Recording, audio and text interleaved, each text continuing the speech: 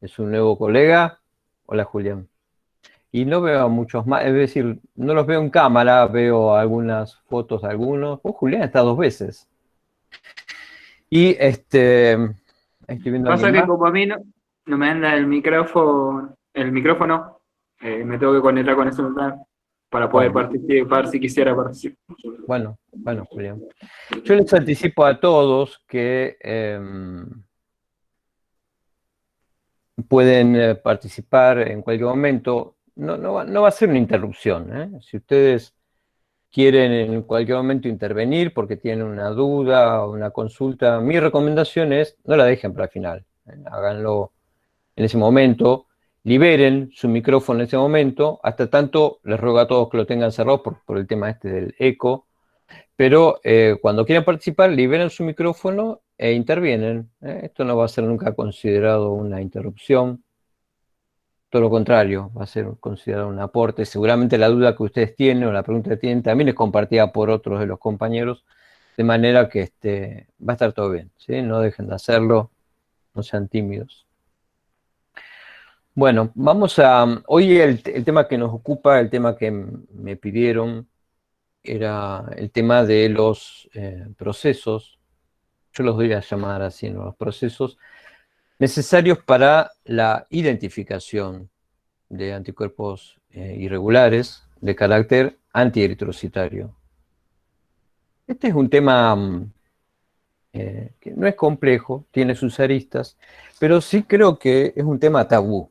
Es un tema tabú para muchos banqueros de sangre, para muchos inmunomatólogos, para muchos hemoterapeutas, porque tiene precisamente por esas múltiples aristas muchos lugares por donde eventualmente, si desconocemos o ignoramos algunas de estas vicisitudes, hacemos agua. ¿eh? Por lo tanto, es un tema tabú. Si les sirve de consuelo, no es un tema tabú solamente para ustedes. Esto ocurre en todo el planeta, en todo el mundo. En la tarea inmunohematológica, la mayor cantidad de errores, cuando los cometemos, están en este renglón, justamente, en los procesos de identificación de anticuerpos. De manera que esto abona la mitología de tabú que tiene, como les decía hace un instante. Y bueno, vamos a intentar destrabar eso para que deje de ser un tabú. Muchos de ustedes ya han escuchado algunas presentaciones similares mías sobre el mismo tema y bueno, esperemos que a pesar de eso hoy podamos continuar haciendo algún aporte más o algún refuerzo o algún recordatorio para el caso de aquellos que ya lo conocen y para aquellos que no, bueno, pues tener una buena iniciación en el tema. Me voy a ver obligado a tener que revisar algunos conceptos eh, en algunos casos teóricos, pero que son parte de lo que necesitamos hablar hoy para homogeneizar el idioma y que todos hablen el mismo idioma. Hoy entonces básicamente vamos a dotar de esas herramientas inmunohematológicas que inciden en la identificación de anticuerpos y el viernes que viene nos vamos a dedicar de lleno, ahora que ya manejamos o recordamos esas herramientas, nos vamos a dedicar de lleno a ver algunos cuantos casos clínicos, sobre todo algunos que tienen presentaciones convencionales y otros que tienen presentaciones inusuales. Bueno, voy a intentar pasar entonces a la primera diapositiva, a ver si puedo hacerlo.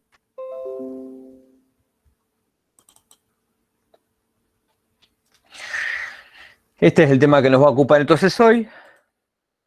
Vamos a definir en primer lugar cuáles son los objetivos de estos estudios. Porque cuando yo pregunto a cualquiera, decime, ¿para qué identificamos anticuerpos?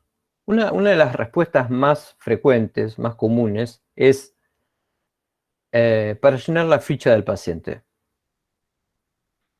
Y cuando yo repregunto, digo, ¿a ustedes les parece en serio que nosotros identificamos los anticuerpos solo para llenar una ficha? Es decir, para un reparo casi administrativo dentro del banco de sangre. No, no, me dicen enseguida, advirtiendo que por ahí metieron la pata o que parece mezquino ese solo objetivo, ese solo interés. Entonces me dicen cosas como, bueno, porque necesitamos saber cuál es el anticuerpo, para eso lo identificamos. Entonces yo, que soy un tipo jodido, muchos de ustedes ya me conocen, repregunto y digo, ¿en serio piensan que esto es para satisfacer solo nuestra curiosidad acerca de cuál es el nombre y apellido del anticuerpo? Y entonces otra vez volvemos a estar medio ahí en punto muerto. En realidad vamos a, a desgranar ahora cuáles son los objetivos de la identificación de anticuerpos. Fíjense, ahí tenemos 5 grandes objetivos. Entonces, como son los verdaderos objetivos, vamos a recordarlos y vamos a intentar darles el valor que cada uno de ellos tiene. Identificar un anticuerpo significa conocer cuál es el antígeno sobre el que hace blanco, cuál es el antígeno hacia el cual está dirigido. Y esto es lo que en la jerga decimos, bueno, conocemos el nombre y apellido de ese anticuerpo. Y, como ya dijimos, la idea no es satisfacer solo nuestra necesidad.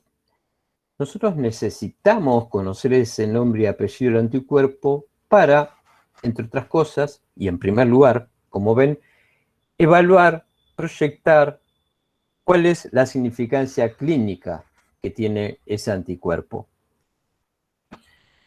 Cuando hablamos de significancia clínica me estoy refiriendo a cuál es el impacto que puede llegar a tener este anticuerpo en el transcurso de una transfusión de glóbulos rojos, en tanto y en cuanto ese anticuerpo fuera capaz de reducir o acortar la sobrevida de los glóbulos rojos transfundidos en lo que se conoce ordinariamente como una reacción hemolítica, en este caso posttransfusional. Reconocer cuál es la significancia clínica de un anticuerpo no es solamente con el objeto de una eventual transfusión, sino que también a veces necesitamos conocer cómo se va a comportar o anticiparnos a cómo se va a comportar ese anticuerpo si el mismo lo tiene una paciente obstétrica, una embarazada, con vistas a intentar anticiparnos, a reconocer cuál va a ser el impacto de ese anticuerpo en el feto o en el recién nacido.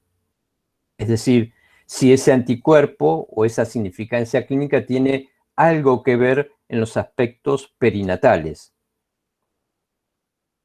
Evaluar la significancia clínica de un anticuerpo también ha de tener que ver, en algunos casos, cuando estamos hablando de un trasplante, de un tejido, de un órgano, e intentar, una vez más, pronosticar si ese anticuerpo va a tener algún impacto en ese trasplante, o ninguno. Bien, esto de intentar entonces pronosticar esa significación, ya sea transfusional, perinatal o transplantológica, es algo que nosotros vamos a averiguar indagando lo que es o conocemos como el marco bibliográfico universal. Es decir, ¿qué le ha pasado? Esto nosotros podemos ver en reportes, y esos reportes pueden volcarse en tablas de significación de anticuerpos, que me permiten a mí saber qué ha pasado en otros casos documentados en el mundo en donde este anticuerpo apareció, ya sea en el transcurso de un evento post-transfusional o en el transcurso de un embarazo o de un recién nacido o de un trasplante. Toda esa información de otros, de terceras personas, de otros colegas que le ha ocurrido en el mundo, se multiplica en miles de casos y eso nos permite saber, entonces, proyectar, como decíamos, qué es lo que va a ocurrir en algún caso similar como el que yo puedo tener ahora, en este momento, identificado. Entonces, toda esa experiencia mundial, de alguna forma, es algo que nosotros no podemos soslayar, es algo que nosotros debemos tener en cuenta, es algo en lo que nosotros no debemos ir contra la corriente y que nos marca de alguna forma una pauta de conducta, una acción a tomar a ese anticuerpo una vez que lo hemos identificado. En el segundo punto, fíjense, estamos viendo otra de las causas por las cuales es necesario conocer la especificidad de un anticuerpo. Y es porque en la medida que lo conozcamos y en la medida que entonces, una vez más, evocando lo que dice la literatura mundial, nosotros reconozcamos cuáles son los medios de reacción más sensibles u óptimos en los que esos anticuerpos pueden operar in vitro, entonces nosotros podemos ir a ese medio de referencia para buscar, por ejemplo, la sangre que vamos a escoger para una eventual transfusión.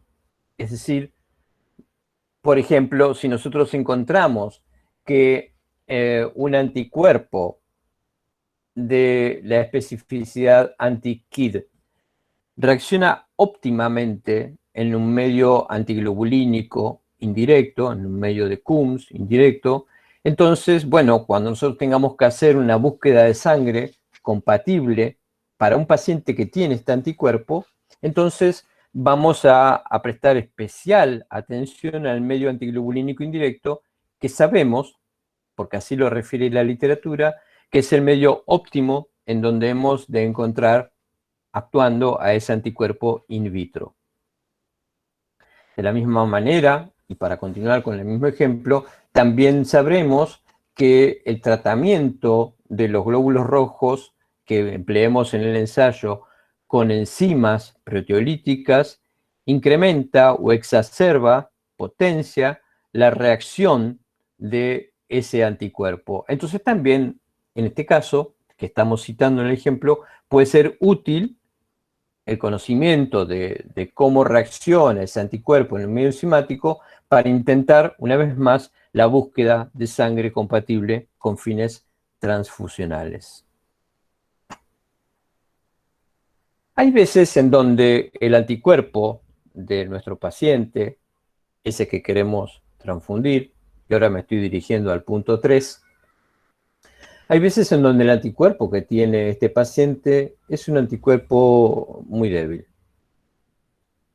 La debilidad de ese anticuerpo no debe hacernos confundir pensando que entonces nosotros podíamos transfundir sangre con el antígeno total, el anticuerpo es débil.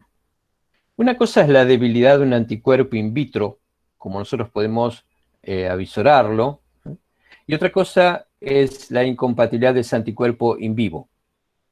Nuestras pruebas de laboratorio suelen correlacionar en general bien entre lo que ocurre in vitro y lo que esperamos que vaya a ocurrir en vivo, pero esto no siempre es lineal, esto no siempre es así.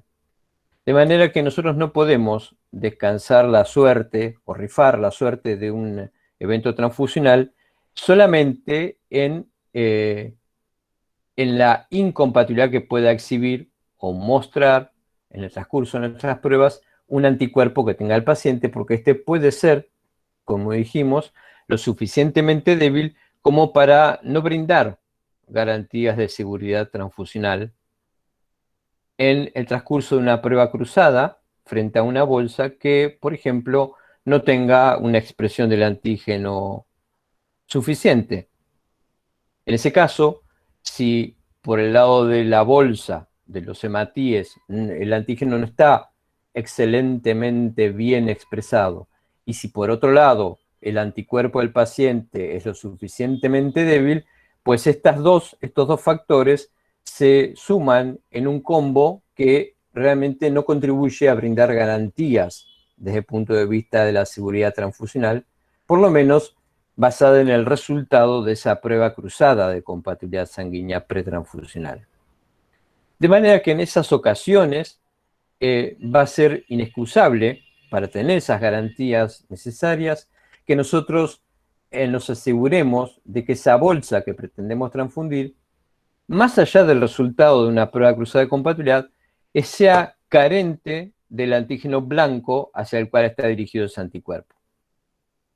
Esto nosotros vamos a poder certificarlo con la ayuda de un reactivo externo, de un antisuero, que tenga la capacidad de reconocer ese antígeno blanco y que esos reactivos entonces están licenciados, están permitidos para el diagnóstico de laboratorio in vitro.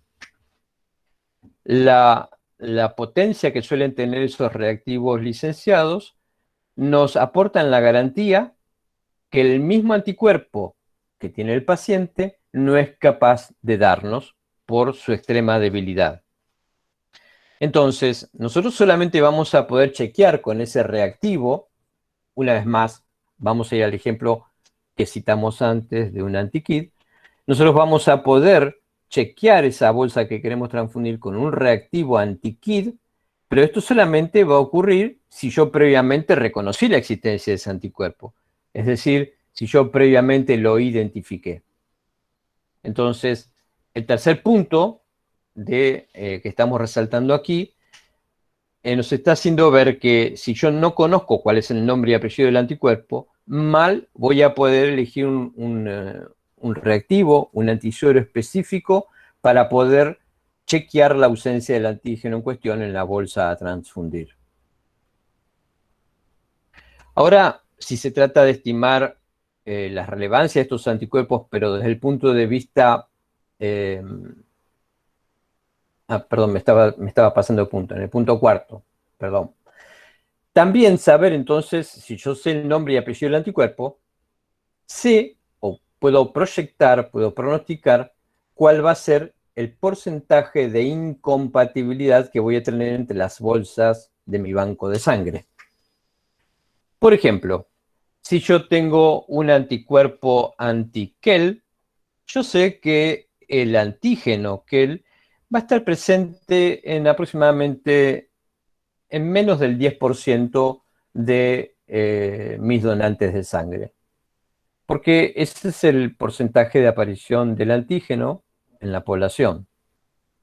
Si ustedes ven las tablas de anticuerpos, van a ver que ese antígeno en las poblaciones caucásicas está presente aproximadamente en un 9%.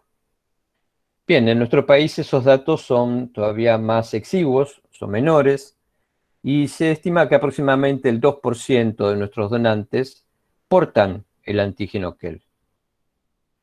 De manera tal, si yo llegase a tener un paciente con ese anticuerpo, anti-KEL, va a ser fácil o difícil encontrar sangre compatible para él entre mis bolsas de sangre del banco. A ver si los logro despertar. ¿Quién me contesta?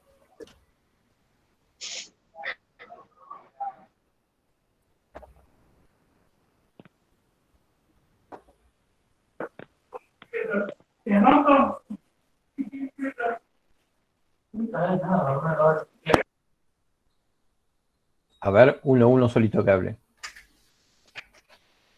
¿Va a ser fácil o difícil encontrar una bolsa compatible dada la existencia del anticuerpo Va a anti-KEL? ser difícil. ¿Por qué? ¿Quién habla? Acá, Julián. ¿Por qué, Julián, va a ser difícil? Si es el antígeno que tiene una probabilidad de solo el 2%, encontrar una bolsa que sea antígeno que... No, me parece que me mareé. Bueno, algo de eso, Julián. Recuerden que una cosa es hablar de un antígeno y otra cosa es hablar de un anticuerpo. Estos son conceptos complementarios. Están muy lejos de ser sinónimos, son casi opuestos, son, digamos, complementarios. Entonces, si yo estoy diciendo que el antígeno KEL está en el 2% de los individuos, quiere decir que el 2% de mis bolsas serán incompatibles por la tenencia del antígeno, justamente. Entonces, va a ser fácil encontrar una bolsa compatible. Una de cada 50 bolsas de mi banco va a aportar el antígeno. ¿Sí? El 2% es lo mismo que uno de cada 50. Entonces, si yo tuviera 100 bolsas en mi banco, voy a tener 2 bolsas incompatibles y las otras 98 van a ser compatibles. Y esto entonces significa que va a ser muy fácil para mí transfundir a este paciente. Entonces, en este punto 4, que dice para estimar probabilidad de hallar sangre compatible, encontrar el nombre y apellido del anticuerpo, de alguna forma me permite saber a mí dónde estoy parado. Es decir, cuán fácil o difícil va a ser encontrar sangre compatible. Es decir, si yo tuviera que encontrar 2 bolsas de sangre compatible para este paciente que tiene un anticuerpo anti-Kell, ¿cuántas bolsas sacaría yo de la heladera para compatibilizar? ¿Tendría que sacar 10 bolsas? ¿Es mucho? ¿Es poco? Vamos, participen.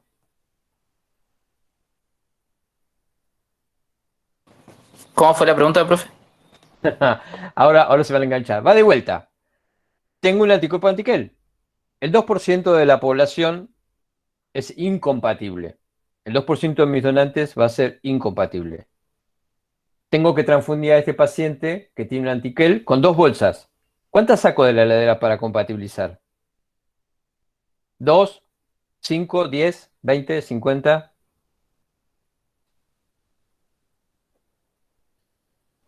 Con 10, porque o sea, se supone que serían 8 compatibles y 2 incompatibles. No, están haciendo mala cuenta. Yo no dije 20%, dije 2%. Entonces sería. Soy malo para matemáticas. Bueno, por eso estamos estudiando un área biológica, pues somos malos para las matemáticas. Bueno, va de vuelta.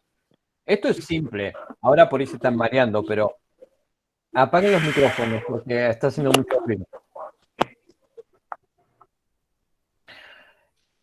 Una vez más, si la incidencia del antígeno Kell en la población es del 2%, esto significa que cada 100 individuos, 2 van a tener el antígeno.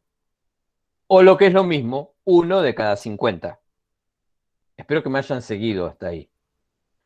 Si 1 de cada 50 donantes es incompatible, yo entonces estoy habilitado a pensar que 1 de cada 50 bolsas de mi banco también lo son. Por lo tanto, si 1 de cada 50 bolsas de mi banco son incompatibles, y yo tengo que elegir 2 bolsas para transfundir, no tengo necesidad de sacar 10 bolsas. Probablemente voy a sacar 2 bolsas solo de la heladera, que son las que necesito transfundir, y seguramente, salvo que hoy sea un día de muy mala suerte para mí, las 2 bolsas van a ser compatibles. Porque para encontrar un incompatible necesitaría haber sacado 50 de la heladera. ¿Mm?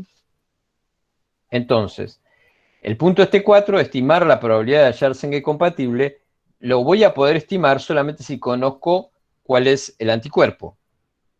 Y de ahí voy a desprender el dato de cuál es la incidencia del antígeno en la población.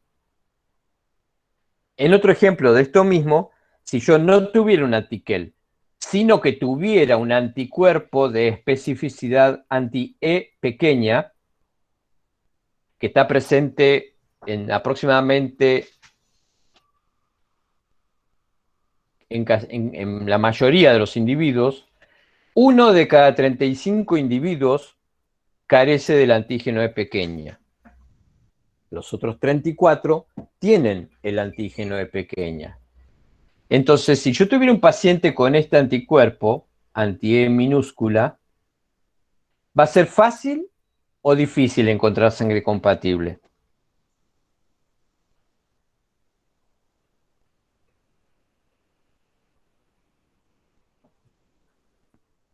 ¿Hay alguien ahí?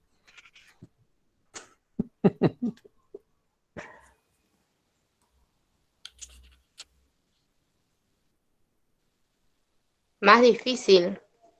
Va a ser más difícil. ¿Con quién hablé? Romina. Romina, muy bien, Romina. Va a ser difícil, porque voy a tener que sacar 35 bolsas de la heladera para encontrar una compatible. Sí. Y si yo, como en el caso anterior, necesito transfundirle 2 bolsas, ¿cuántas bolsas voy a tener que sacar de la heladera, Romina? Y el doble.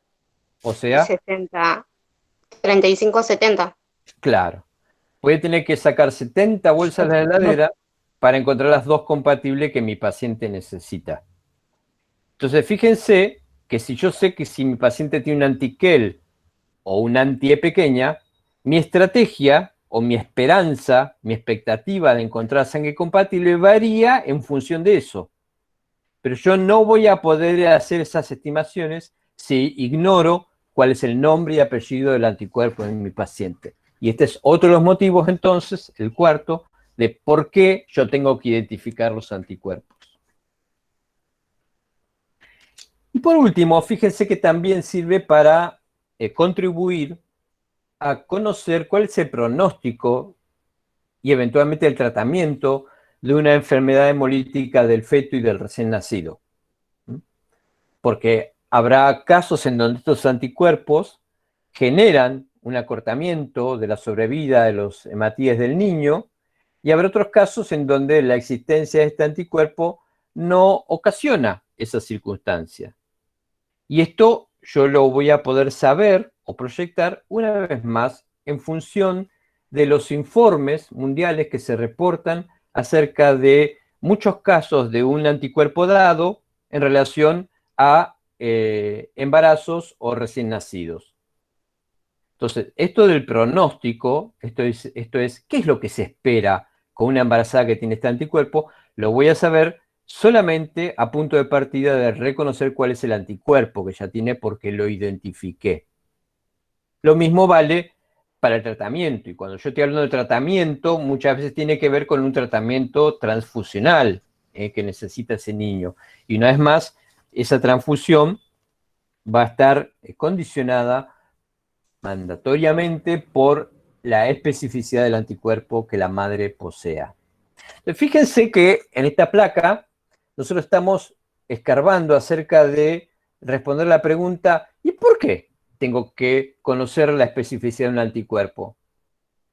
Por eso no se olviden que esto no es para llenar la ficha de un paciente, como decíamos al principio, ¿sí? No es porque, y quiero saberlo, porque ¿para qué quiero saberlo? ¿Para satisfacer una simple curiosidad? No. Aquí hemos esbozado múltiples razones científicas y profesionales de por qué necesitamos conocer la identidad de un anticuerpo. Para eso, nosotros nos basamos de los paneles celulares. Son paneles de suspensiones de eritrocitos que tanto en un panel detector de anticuerpos como en los que vamos a hablar hoy, que son los paneles identificadores, nosotros vamos a tener algunas cuestiones en común. Estas cuestiones en común tienen que ver con que cada uno de los viales o frascos que contienen esas suspensiones celulares pertenecen a un individuo diferente. Es decir, aquí no hay pools. Y esas suspensiones celulares que están listas para su uso, vienen en un orden de concentración de la suspensión globular, dependiendo de cuál sea el método para el cual fueron fabricadas. Por ejemplo, si son suspensiones al 3%, bueno, pues este es el orden de concentración que se emplea para los métodos en tubo, clásicos, tradicionales. En cambio, si esas suspensiones son del orden del 0,8% o del 1%, bueno, pues esas son las concentraciones mucho más livianas, fíjense, que son las que se utilizan para las columnas de aglutinación o test en gel. Bueno, pero estos paneles entonces vienen en distintas concentraciones dependiendo para cuál sea el uso para el que fueron diseñados, y el fabricante los ha seleccionado en función de haber estudiado para cada uno de ellos la presencia o ausencia de estos antígenos que están aquí marcados en amarillo.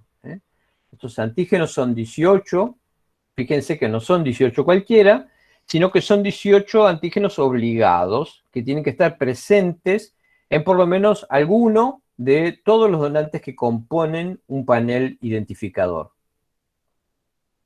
Y el fabricante nos provee la información de su presencia o ausencia en cada uno de esos individuos del panel. Estos paneles no tienen una vida media muy prolongada, son relativamente efímeros. Fíjense que desde que salen de la fábrica tienen una validez de 40 a 50 y pico de días. En términos prácticos, y en nuestro país, dado que no tenemos paneles de manufacturación propia, locales, son todos de origen importado, llegan aquí al país aproximadamente con un mes de validez, con unas 4 semanas de validez. Luego de las cuales esos paneles caducan y son reemplazados por otros si nosotros nos hemos inscriptos en un suministro permanente de ellos. Es decir, estamos anotados para que recibirlos periódicamente, más o menos uno por mes. Y cada uno de esos donantes que componen el panel son diferentes en cada presentación mensual, esto es en cada lote de panel. Aunque nosotros compremos todos los meses paneles de la misma marca, de la misma procedencia, todos los meses los donantes que componen ese panel son diferentes, no son los mismos. Fíjense que esos 18 antígenos que teníamos aquí nosotros mencionados en la diapo anterior, forman parte de unos pocos sistemas que de los múltiples que hay. Aquí esta es una diapositiva que muestra 33 sistemas, hoy ya tenemos 40 sistemas de grupo sanguíneo, y los sistemas que, para cuyos antígenos están obligados a ser estudiados, fíjense que son o pertenecen nada más que a 7 sistemas de los más de 40 que existen. ¿Por qué? Bueno, porque la mayoría de los anticuerpos irregulares están dirigidos hacia alguno de estos sistemas. Las presentaciones comerciales vienen ya listas para su uso. Aquí estamos viendo un panel, en este caso, de identificador de 11 individuos, de 11 células distintas, y siempre viene acompañadas de estas cartillas que vemos aquí, de estos antigramas, en donde el fabricante nos dice, para cada uno de los antígenos allí contemplados, discriminados, si están presentes o ausentes. Vamos a tener paneles identificadores de distinta cantidad de donantes. Fíjense que aquí tenemos paneles, por ejemplo, en el ángulo superior derecho, de 15 donantes. ¿Sí? Aquí tenemos en el centro de 11 donantes. ¿Sí? Aquí abajo hay, no sé, nos conté que son de también 15 donantes. Los puede ver de 16, de 20, en fin. Que haya mayor o menor cantidad de donantes que lo compongan va a contribuir a tener una mayor certeza o sensibilidad para discriminar los anticuerpos en cuestión. Cuanto más donantes tenga ese panel, pues mayor certeza, menor probabilidad de error, en otras palabras, vamos a tener a la hora de informar un anticuerpo hallado de determinada especificidad.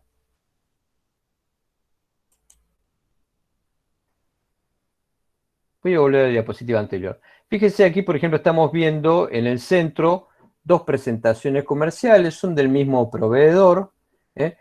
Tienen, si ustedes notan, una coloración distinta en la rosca del frasco, y esto es una convención que señala o nos hace ver que estos 2 paneles son de los mismos individuos, están aportados por el mismo fabricante, están compuestos por los mismos donantes. La diferencia que hay es que el de abajo, el que tiene la rosca de color naranja, son paneles cuyos donantes han sido pretratados con una enzima proteolítica. En general es papaína, o oficina o bromelina. En este caso son células papainizadas. Y el donante 1, papainizado, es el mismo donante 1 de este otro panel que se encuentra en su estado nativo, es decir, sin tratar enzimáticamente. Y probar el mismo individuo, probar las células del mismo individuo con o sin tratamiento enzimático, nos da una pauta en función del resultado que obtengamos de cuál es el o los anticuerpos que están involucrados. Aquí vemos una cartilla de un panel estándar, con sus resultados. Este es un panel que está compuesto por 10 donantes.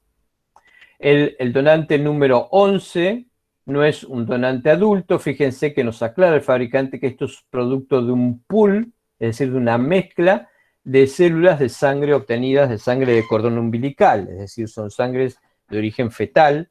Y fíjense que no tiene contemplado la presencia o ausencia de todos los demás antígenos, simplemente dice que carece de antígenos Lewis. También fíjense, aquí nos está diciendo que carece de los antígenos SID, A y del antígeno I mayúscula. La ausencia de estos antígenos son propias, habituales, de sangres de recién nacidos, sangre fetal. Y en este caso están contenidas o aportadas en este panel para contribuir al diagnóstico de la especificidad de la crioaglutinina más común, que es la crioaglutinina anti-I mayúscula. Esta es una conformación de un panel, las hay de distintos tipos, esto es solo a modo de ejemplo, y estamos viendo aquí, por ejemplo, el resultado de un panel en sus 3 fases de análisis. Este es un panel que se hizo no en gel, sino en tubo, y vemos las lecturas en los medios salinos, a temperatura ambiente y lectura inmediata. En la columna que le sigue, en ese mismo medio salino, pero tras la incubación de media hora a 37 grados centígrados. Y en la última columna de la derecha vemos registrados los resultados tras la adición del suero antiglobulínico humano o de Coombs. Fíjense, yo no sé si llegan a notar aquí, estas flechitas están haciendo referencia a antígenos que están en columnas blancas o antígenos que están en columnas coloreadas. Esto tiene que ver en general con el tratamiento enzimático, o no. Aquí vemos otro panel, en este caso de 8 tubos. Este es un panel de baja resolución porque tiene una mínima cantidad de donantes. En general no hay paneles identificadores que tengan menos de 8 donantes. Estos son los más pequeños que puede haber. Y también vemos aquí el resultado en las 3 columnas. Aquí vemos otro panel, en este caso de 16 donantes. Fíjense que este panel está partido en dos mitades de 8 cada uno, porque podemos utilizar esto como en la parte superior como un mini panel de 8, y en caso necesario de que no llegamos a resolver o querramos tener más certeza, podemos ampliar ese panel con la otra mitad inferior y armar un panel más macro compuesto de 16 donantes. Son distintos formatos de presentación de paneles identificadores, ¿sí? Bien, no olvidemos algo que seguramente asumo que la mayoría de ustedes ya conoce, que nosotros junto con cada panel identificador estamos obligados a implementar en forma paralela lo que se llama el control autólogo.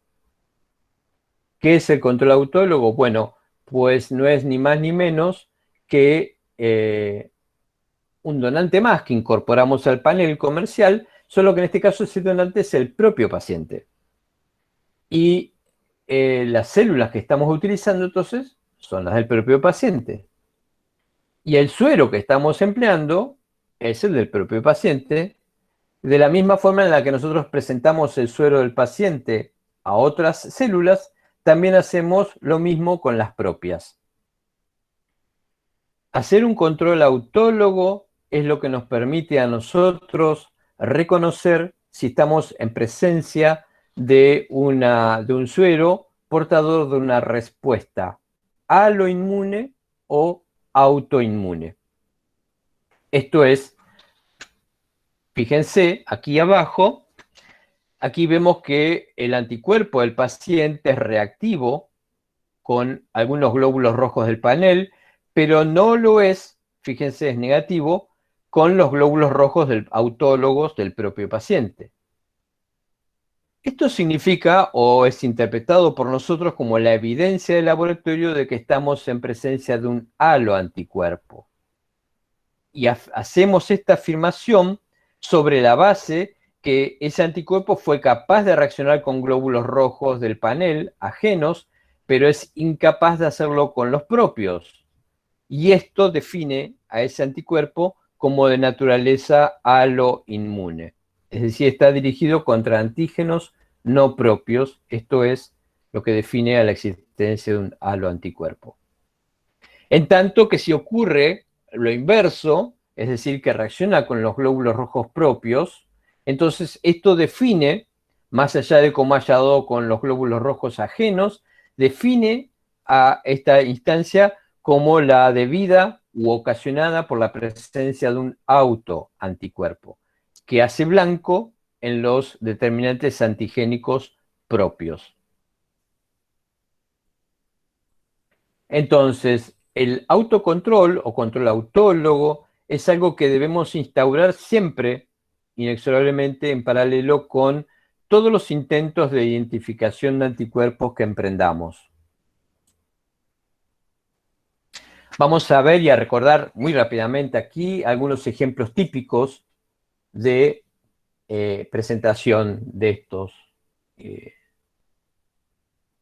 anticuerpos. Aquí estamos viendo, por ejemplo, en un panel detector de 1 y 2 donantes, esto es un panel detector nada más, vemos que en una temperatura ambiente, en un medio salino de temperatura ambiente, al cabo de los 10 minutos repetimos la lectura y después de la incubación también, y luego agregamos suero antiglobulínico, vemos que no hay manifestación, no hay evidencia de ningún anticuerpo en el suero de este paciente. Tampoco lo hace frente a las células autólogas, ¿sí? Frente al autocontrol. De manera que esto es lo que resume la evidencia del laboratorio, que este paciente no tiene anticuerpos de ningún tipo, ni halo ni autoanticuerpos. En este otro caso, estamos viendo que sí hay evidencia de un laboratorial de un anticuerpo porque hay aglutinación.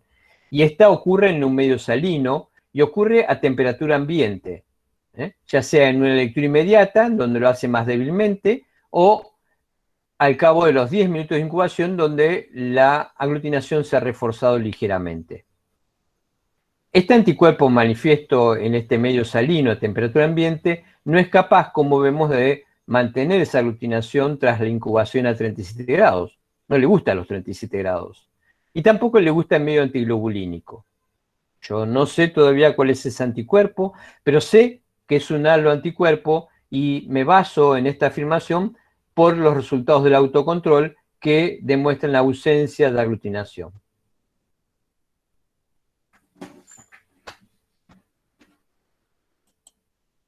Aquí está ocurriendo lo mismo, con el agregado de que el suero del paciente reacciona frente a los propios glóbulos rojos. Y esto es compatible, estos hallazgos, con la presencia de un anticuerpo de clase IgM, esto es un anticuerpo frío, y que es de naturaleza autoinmune. Esto podría ser una típica crioaglutinina. Aquí vemos otro ejemplo, una vez más, siempre frente a un panel detector, en donde decimos que esto es propio de un haloanticuerpo de clase IgG, porque es capaz de reaccionar frente a las células del panel, pero fíjense que no frente a las propias. Una vez más, esto entonces nos permite decir que es un haloanticuerpo. ¿Y por qué digo de clase IgG? Porque únicamente fue reactivo en un medio antiglobulínico, que resulta el óptimo para anticuerpos de esta clase. Fíjense que fue incapaz de hacerlo en las fases precedentes. Y eso es lo que vimos antes cuando hablábamos de un anticuerpo IgM. Ahora estamos hablando de un anticuerpo IgG. Y por último, fíjense que podemos matizar esto con el agregado, la incorporación de un autocontrol positivo. Bueno, pues esto entonces es sugerente, es indicativo de un autoanticuerpo de clase IgG. Muy bien, esto es a rasgos generales. Podemos saber que inclusive, aún para esto que describimos así muy encasilladamente, habrá excepciones, ¿sí? Y que hemos de considerarlas. siempre que nosotros hagamos identificaciones de anticuerpos, tenemos que tener presente que esas identificaciones nosotros vamos a intentar hacerlas en función de los resultados que cosechemos. Pero esos resultados están fuertemente condicionados, están impactados por un montón de variables o factores que las modifican a esas reacciones. Y aquí vemos algunos, fíjense, describimos 7 factores que tienen que ver o que tienen de alguna forma un impacto en esos resultados que describimos. Los vamos a decir rápidamente. Son el pH, la relación sueroglóbulos, o lo que es lo mismo, la relación entre los antígenos y los anticuerpos in vitro. La temperatura, claramente, ustedes ya saben esto, tiene un impacto en la capacidad o incapacidad de generar aglutinación. Aun cuando la tengamos en la temperatura adecuada, a un pH adecuado, en una relación de concentración adecuada, si yo no le doy el tiempo suficiente, pues entonces no va a ocurrir una reacción antígeno-anticuerpo. Es decir, que fíjense que son varias variables que todas ellas generan un impacto y todas ellas sumadas van a contribuir a favorecer o por el contrario entorpecer o dificultar estas reacciones antígeno-anticuerpo in vitro en mi laboratorio. Quinto lugar, tenemos la centrifugación. Si yo centrifugo mucho o poquito, esto entonces podrá llegar también a ocasionar falsos resultados, positivos o negativos. La fuerza iónica del ensayo, fíjense en el sexto lugar, la describimos como un factor a tener en cuenta para poder captar la mayor cantidad de anticuerpos sobre los hematíes del ensayo. Y por supuesto, los medios de reacción que nosotros podamos ofrecerle in vitro, ya sea un medio salino, un medio antiglobulínico, un medio enzimático, en fin, otros. Vamos a ver un poquito esto muy rápidamente, enseguida. Y ahora les voy a recordar algunos tips que en realidad son herramientas que nosotros utilizamos para identificar anticuerpos. Recuerden que esta identificación ocurre a lo largo de una sucesión de eventos o procesos en las que yo voy a obtener resultados e interpretar esos resultados.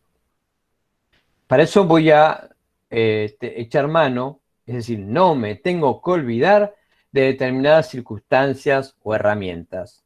Estas son, por ejemplo, la fuerza de la aglutinación, lo que nosotros llamamos el score, que expresamos en cruces, en distintos grados, entre 1, 2, 3 y 4 cruces. Bueno, pues esas cruces están haciendo referencia a una potencia de la aglutinación que para mí va a ser una herramienta muy importante para consignar.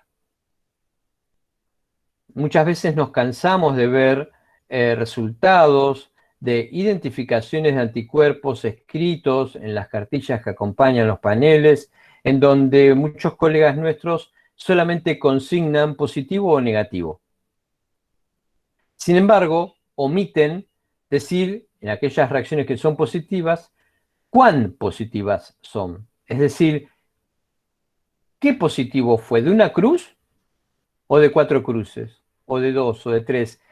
Esto que puede parecer un dato menor, se transforma en un dato central a la hora de poder interpretar resultados, como vamos a ver más adelante. Por lo tanto, registrar la fuerza de la aglutinación expresada en cruces es fundamental como herramienta que no debemos dejar de lado. En segundo lugar, el efecto de dosis, que vamos a ver ahora a través de algunos ejemplos, las distintas fases de reacción, todo esto lo vamos a ver ahora en algunos ejemplos. Aquí estamos viendo qué importante que era expresar, decíamos, el registro del score. Y para eso hay un intento de uniformalización de las lecturas. Esto fue propuesto hace ya casi 50 años por Lawrence Marsh, que define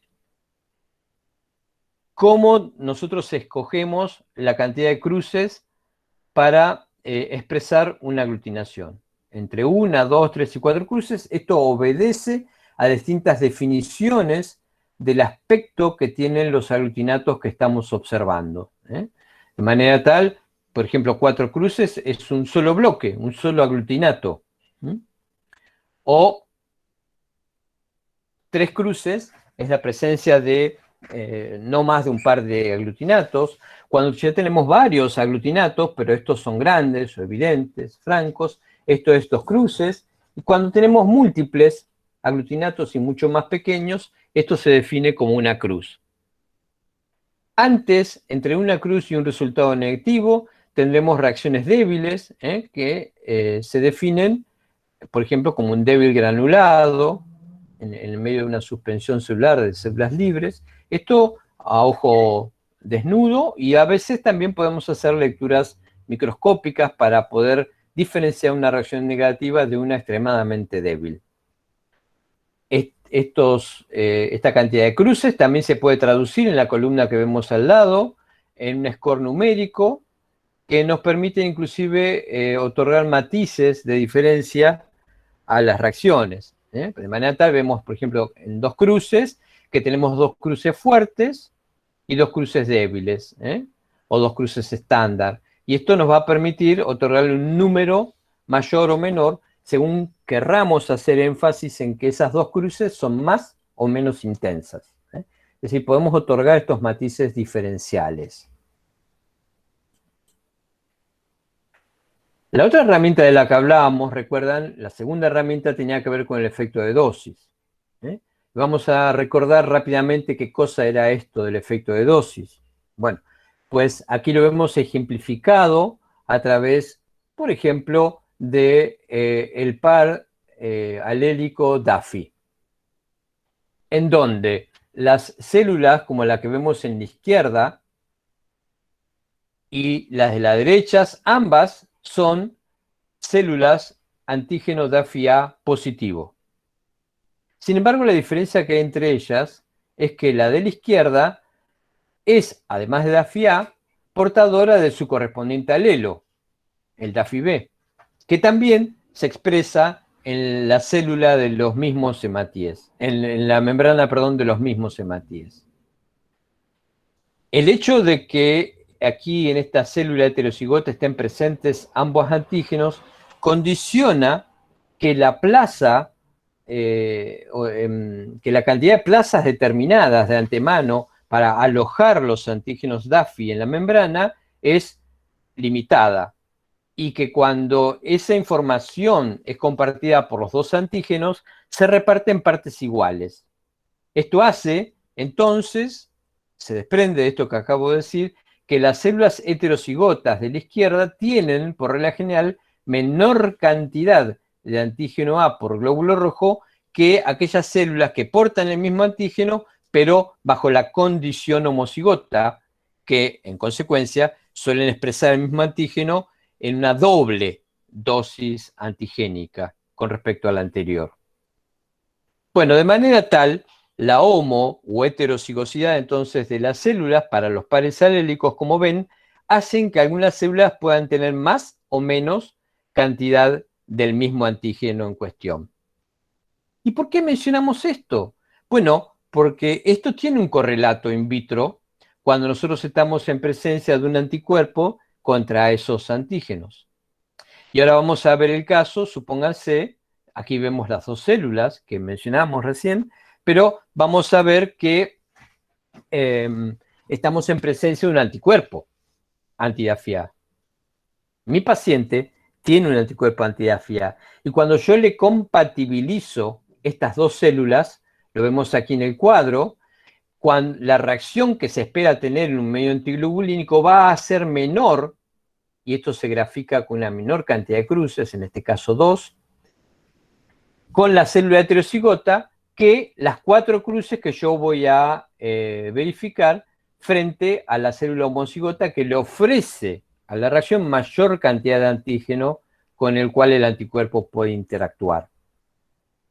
Entonces, esto es lo que se llama un efecto de dosis antigénica, y que ante una determinada cantidad de anticuerpos, que va a ser siempre la misma que yo le ofrezco, va a mostrar diferencias de antígenos con respecto entre una célula y otra. Esto es importante, el efecto de dosis, porque así como yo estoy mostrándoles aquí una diferencia de 4 cruces y 2, convengamos que estamos hablando de un anticuerpo potente. Fíjense que es capaz de reaccionar a 4 cruces con la mejor de las células, que es la homocigota. Es un anticuerpo potente.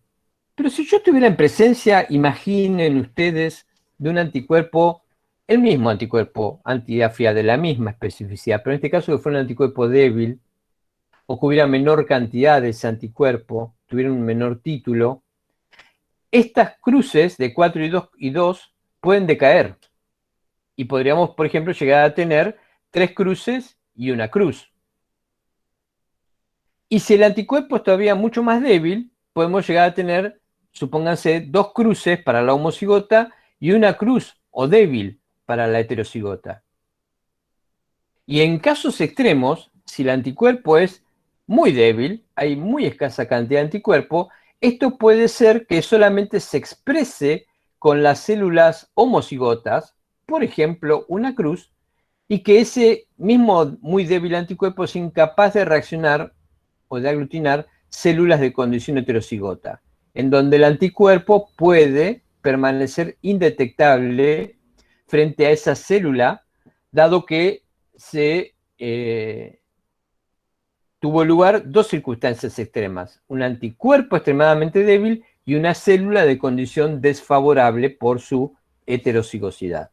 En esos casos, cuando se junta el hambre con las ganas de comer, como decimos, pues en esa condición extrema de ensayo, puede el anticuerpo no visualizarse. Y esto es debido a un efecto de dosis extrema.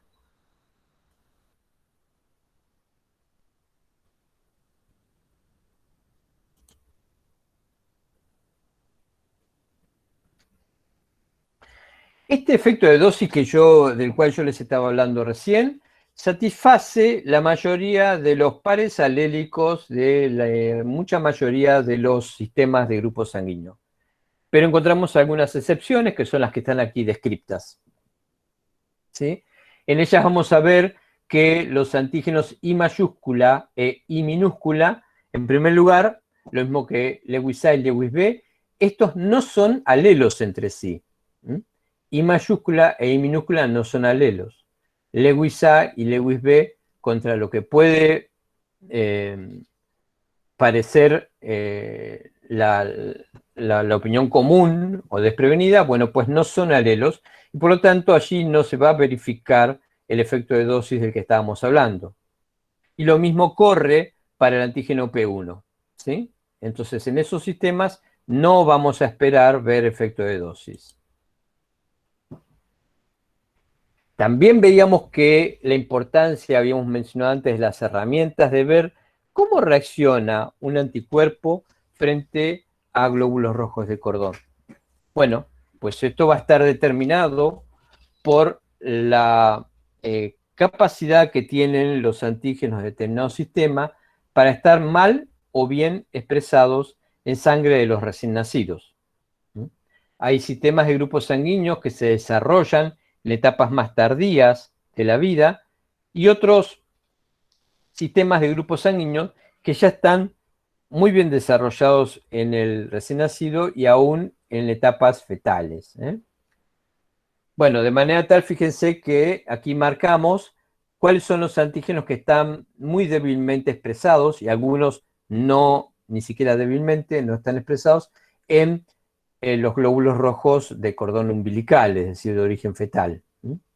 Los antígenos I, los Lewis, los Lutran, Bell, Cartwright, Holly, Cos, Chido Rogers, no están bien desarrollados al nacimiento.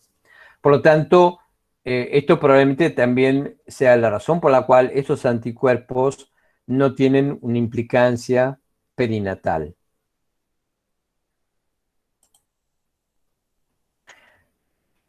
También habíamos dicho que es muy importante el medio de reacción que nosotros le propiciemos a una reacción antígeno-anticuerpo. Ya vimos cómo son, o conocemos los clásicos medios salinos y los sueros antiglobulínicos.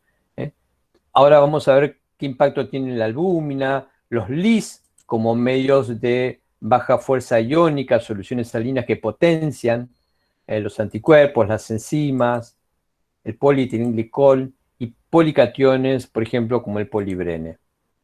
La albúmina en realidad no es un potenciador, la albúmina sérica bovina no es un potenciador, pero lo ponemos aquí, lo mencionamos porque todavía en algunos lugares se usan. Esto está cayendo en el desuso, producto de, como dijimos, como anticipara, que no es un potenciador de la reacción antígeno-anticuerpo.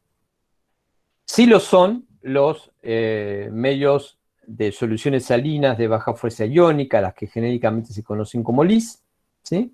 Que procuran modificar las cargas de membrana, de manera que esto redunde en una mayor captación de anticuerpos en un lapso de tiempo dado. Y esto nos permite acortar los plazos de incubación, aumentando la captación de anticuerpos por unidad de tiempo, entonces. Las enzimas proteolíticas que conocemos en número de 7, aquí simplemente estamos mostrando las 3 de uso más comunes, la bromelina, la ficina y la papaína. Son también alternativas que pueden potenciar o, por el contrario, disminuir o inhibir, neutralizar las reacciones antígeno-anticuerpo. Por lo tanto, estas son herramientas que se utilizan tanto para potenciar como para inhibir, y en ambos casos para contribuir al diagnóstico de especificidades. Aquí, por ejemplo, tenemos una nómina de los antígenos que suelen ser desnaturalizados, es decir, son sensibles a la acción de estas enzimas proteolíticas. Aquí vemos algunos antígenos que son barridos por la acción enzimática. Y en esta otra nómina estamos viendo lo contrario, en aquellos casos de anticuerpos que se suelen potenciar por la acción de estas mismas enzimas.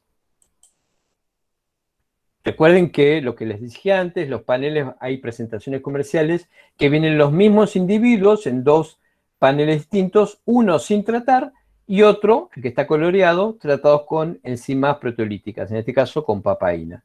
Esto es una forma de facilitar el uso, el empleo de las enzimas, porque no tenemos que tratar nosotros a los glóbulos rojos con enzimas, sino que estos ya vienen pretratados de fábrica y esto facilita, invita a su uso.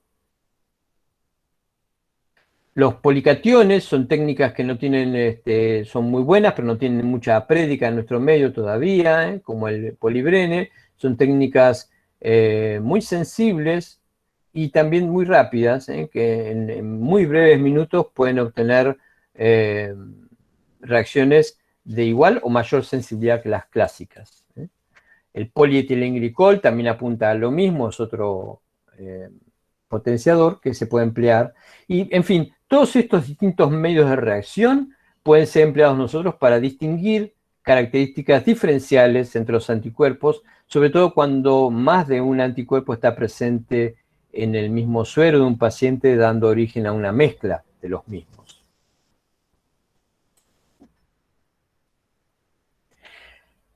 Muy bien. Hasta aquí hemos visto un refrescatorio obligado que nos va a permitir poder abordar los casos clínicos que vamos a ver el viernes próximo. Sin embargo, hoy vamos a ver uno que nos va a estar mostrando cuáles son las alertas que nosotros tenemos que tener, cómo empezamos a aplicar todas estas herramientas de las que acabamos de hablar. Miren, en condiciones normales,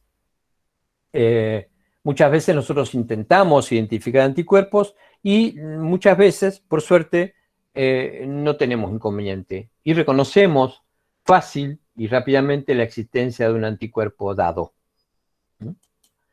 Ahora, hay otras ocasiones en donde podemos llegar a tener dudas. Ya la cosa no está tan clara. e inclusive puede ser que nosotros informemos la existencia de un anticuerpo que a nuestro juicio era tal, pero resulta que no es lo que tiene el paciente. Es decir, nos hemos equivocado y no siempre nos damos cuenta de ese error. Y por último, también en un grado de dificultad extrema, no tenemos idea de lo que tiene el paciente. A pesar de nuestros intentos de identificar estos anticuerpos, no podemos reconocer cuál es la especificidad del anticuerpo que porta el suero de mi paciente.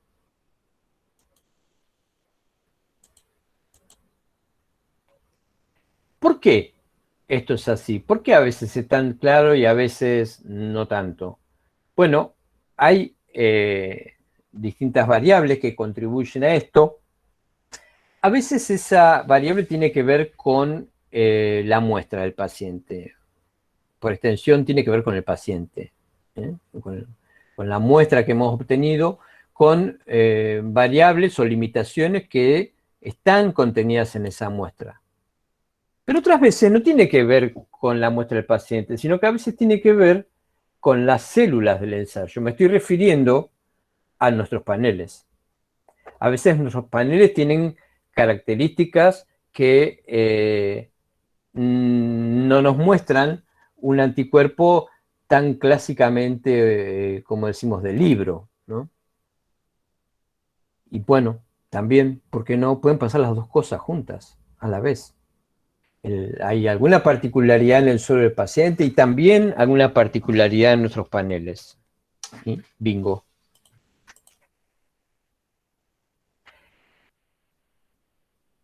Nosotros decíamos antes que uno de los motivos por los cuales queríamos reconocer, identificar los anticuerpos, es para ver qué dice el marco de referencia universal de otros casos de estos mismos anticuerpos.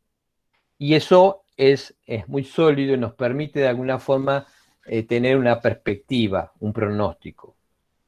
La mayoría de las veces que apareció un anticuerpo de esta determinada especificidad, obró de tal forma clínicamente o tuvo un impacto perinatal de tal o cual forma. Esto nos dice el marco universal. Pero fíjense que yo comencé diciendo la mayoría de las veces. Quiere decir que hay veces, las menos, en donde las cosas no se cumplen como lo esperado. Y nosotros en este punto decimos que los anticuerpos no leen libros. Es decir, que ellos no saben que tenían que presentarse de una manera clarita como dicen los libros, y entonces nos complican. Porque yo esperaba que reaccionen de una forma, pero este espécimen no sabe eso, no obedece a esa circunstancia general, sino que son excepciones. Y también, por último, quiero mostrarles ahora cómo impacta en todo esto lo que damos en llamar una línea de tiempo. Estas líneas de tiempo tienen que ver con diferencias en el suero, en el anticuerpo del paciente, que tienen que ver con características de la calidad de ese anticuerpo, y otras veces tienen que ver con características que están relacionadas con la cantidad de ese anticuerpo allí presente. Y a veces de las dos cuestiones a la vez. Y además, para terminar de complicar esto, esas diferencias cuali o cuantitativas que estamos describiendo pueden ser transitorias o eternas, es decir, permanentes. ¿Ustedes se acuerdan de esta curva? La vamos a refrescar rápidamente. Esa curva roja nos está mostrando cómo se mueve la cantidad, los títulos, las concentraciones de los anticuerpos. De manera que el eje vertical que estamos viendo aquí hace referencia a eso, a la concentración de anticuerpo. De manera que cuanto más elevada está la curva, mayor cantidad de anticuerpo hay. El eje horizontal, lo que nos está hablando es de una línea de tiempo. Y entonces, si nosotros vemos en esta flechita que introdujimos por primera vez un antígeno inductor. Profe, Profe, Sí. se dejó de compartir la pantalla de usted, no podemos ver. A ver, no sé por qué pasó eso. Espérenme un cachito.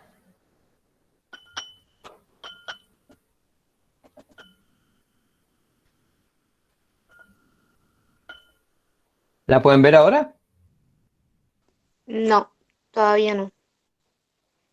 A ver.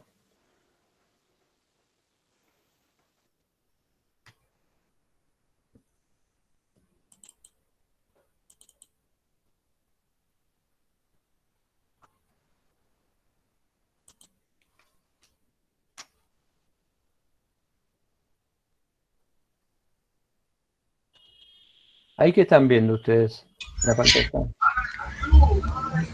Los que están en línea no se ven. No se ve lo que compartes.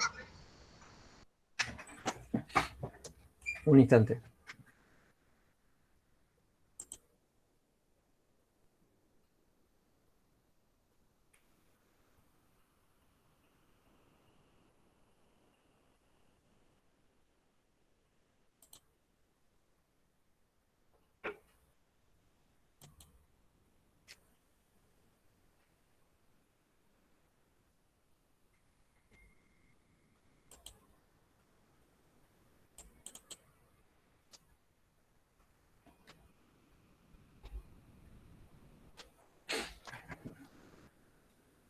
¿Siguen sin verlo? No se ve. Bueno. Profe, debería volver a apretar en la opción de presentar ahora y volver a tocar presentar pantalla. Sí, eso hice, pero... Vamos a volver a hacerlo.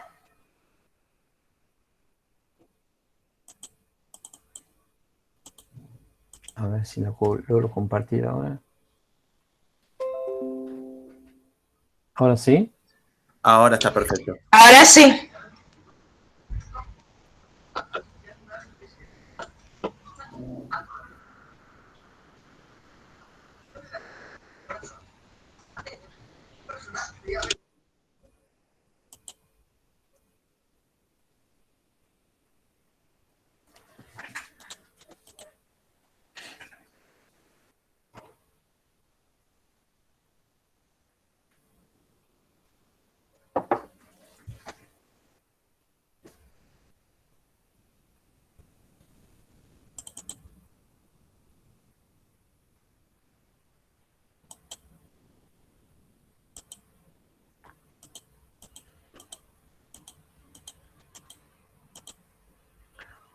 ¿Lo pueden ver ahí?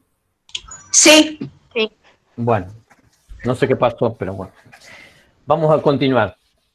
Les estaba mostrando el cuadro en donde la línea roja es cómo se mueven los títulos de anticuerpo. Entonces, el eje vertical me está mostrando los títulos de anticuerpo. A mayor título, me estoy yendo más hacia arriba. Y el eje horizontal me está mostrando una línea de tiempo, expresada en este caso en días.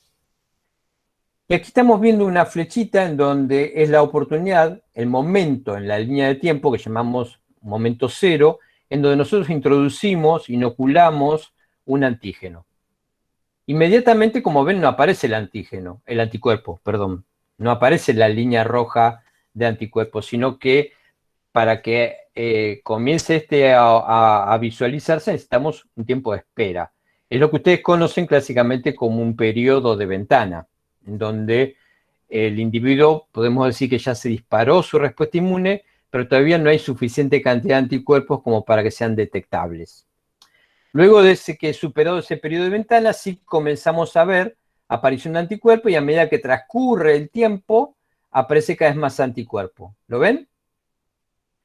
Muy bien. Y si nosotros dejamos que siga transcurriendo el tiempo, en algún momento ese anticuerpo decae en su síntesis y esto puede ocurrir hasta una manera extrema en donde, una vez más, el anticuerpo se torne indetectable. En un momento dado, aquí tenemos una segunda flechita, nosotros reintroducimos por segunda vez el mismo antígeno, es decir, que reestimulamos, y ahora una vez más, comienza a aparecer el anticuerpo, solo que esta vez necesita menos tiempo que antes, por efecto de la memoria inmunológica. Y fíjense que la cantidad de anticuerpos que hay ahora es mayor a las que había inicialmente. Estas son características propias de los procesos de respuesta secundaria, y el anticuerpo también, una vez que llegó a su pico, comienza a decaer, pero esta pendiente va a ser mucho más larga que la precedió. Es decir, que todo esto tiene que ver con las curvas de aparición y de desaparición de anticuerpos, que son muy elásticas, que dependen de un montón de factores, de respuestas de cada individuo, de la naturaleza inmunogénica del antígeno inductor, que sea muy capaz de desafiar el sistema inmune o poco o nada, en fin, de un acúmulo de variables que algunas son las que estamos mencionando ahora y otras ustedes seguramente las recordarán, pero que escapan al objeto de esta presentación, por lo tanto no voy a abundar en ellas ahora. Nos quedamos solamente con este gráfico que nos muestra cómo el anticuerpo aparece, pero también eventualmente, más allá de la existencia de una memoria inmunológica, la síntesis de anticuerpos puede decaer, y esto se espera que ocurra en una línea de tiempo, y esa caída de anticuerpos puede coincidir con la desaparición, entre comillas, yo diría con la falta de capacidad de detección de ese anticuerpo, que se escapa, que está por debajo del umbral de la sensibilidad de mi ensayo, y en consecuencia no lo veo, no lo detecto. ¿Sí? Muy bien. Recuerden esta curva porque vamos a hablar de esto ahora. Recuerden que los títulos de anticuerpos caen, y conforme caen o suben, se incrementan, eso va de la mano también con una mayor potencia de la reacción, que se traduce en una mayor o menor cantidad de cruces según estemos. Vuelvo en una rampa de incremento de título o en una rampa, que como estamos viendo aquí, de descenso de título. Entonces aquí esperaremos encontrar en este lapso de tiempo que se incrementan las cruces, y en esta otra línea que decrecen las cruces, ¿sí? Estas son circunstancias esperables, por así decirlo. Muy bien. Ahora vamos a ver todo esto que dijimos en un caso de dos pacientes. Miren, aquí tenemos un panel reducido, apretado, sintetizado. Este es un panel de 7 donantes.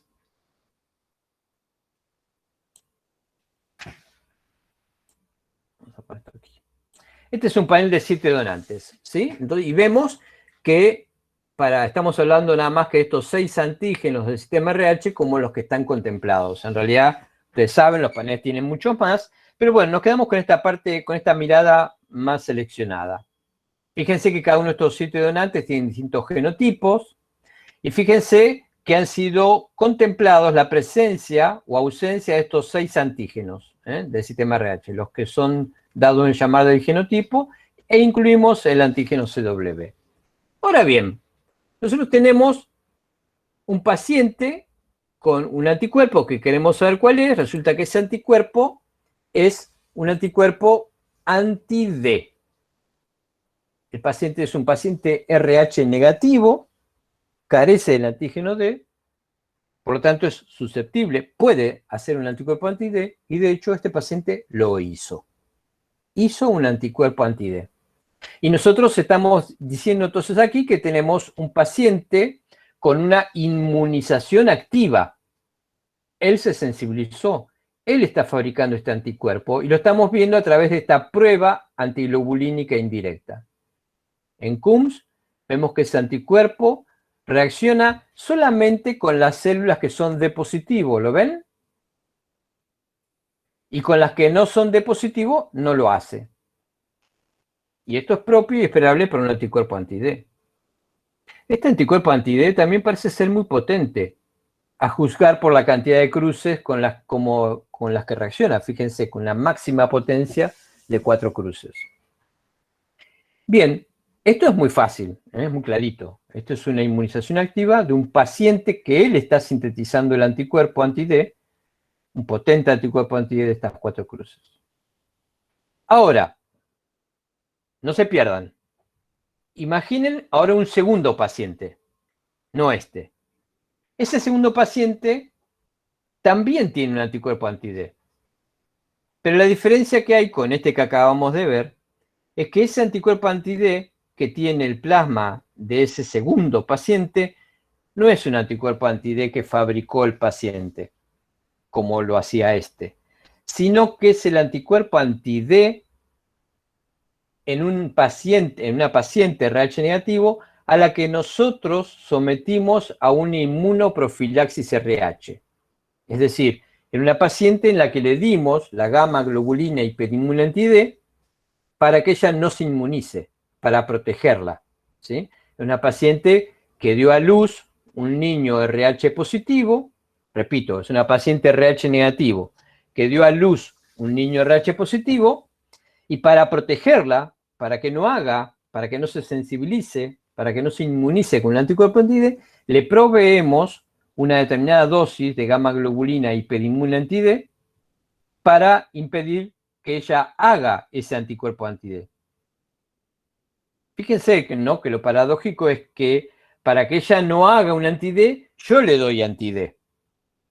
La diferencia es que este paciente que teníamos aquí, el anticuerpo anti-D lo está haciendo él, activamente. En cambio, el anti-D que yo voy a ver en esta paciente es un anti-D pasivo, es un anti-D que yo le suministré. No lo está fabricando el aparato inmune de la paciente, sino que es exógeno. Yo se lo di desde afuera. Y resulta que yo, antes de dárselo, me estuve obligado a ver que ella no estuviera sensibilizada como este paciente. Y vi que la detección de anticuerpos irregulares era negativa. Y digo, me quedo tranquilo. Esta paciente no está sensibilizada. Y para evitar que lo esté, le administro la gamma globulina hiperinmune. Entonces, ahora vamos a ver qué es lo que ocurre aquí en el día 1 post-inmunoprofilaxis. ¿Qué esperan encontrar ustedes? A ver, ¿quién me lo dice? O sea, le hicimos la inmunoprofilaxis ayer, le dijimos vuelva mañana, volvió hoy, le tomamos una muestra de su plasma y le hacemos este panel identificador. ¿Qué esperan encontrar ustedes? Positivo, profe. ¿Qué cosa es positivo? ¿No puede La ser? DAI. Sí, la DAI es positiva, pero yo no le hice la DAI. Te estoy diciendo que le estoy haciendo una identificación de anticuerpos, este panel. ¿Qué esperan encontrar? Un anti-D presente. Que la reacción sea, hola, ¿qué tal, profe? Que Hola, la hola. reacción sea alta, porque lo que estoy haciendo es darle yo el anticuerpo para que pueda cubrir el glóbulo rojo y que, digamos, no genere el anticuerpo, digamos, por el bebé. Ok, esa es la idea. Yo le doy el anticuerpo para que ella no lo haga.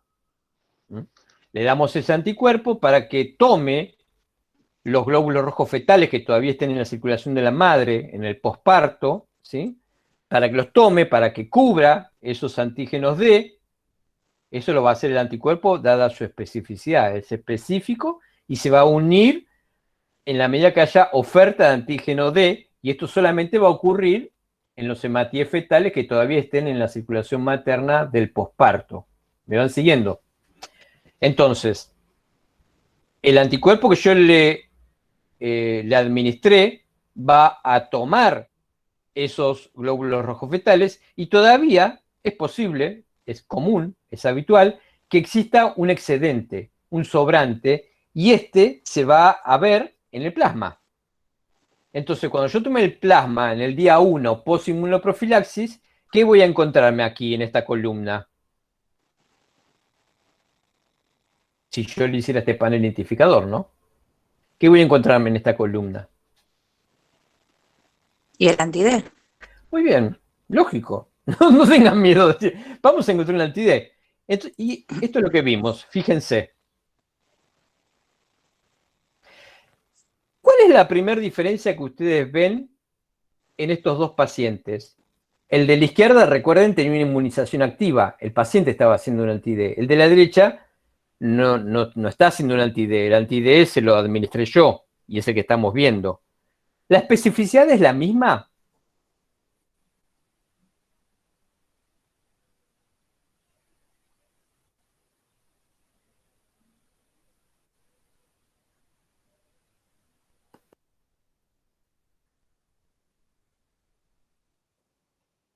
Repito la pregunta.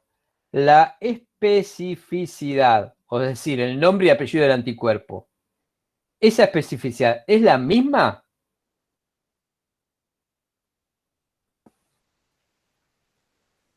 Sí es un anti-D.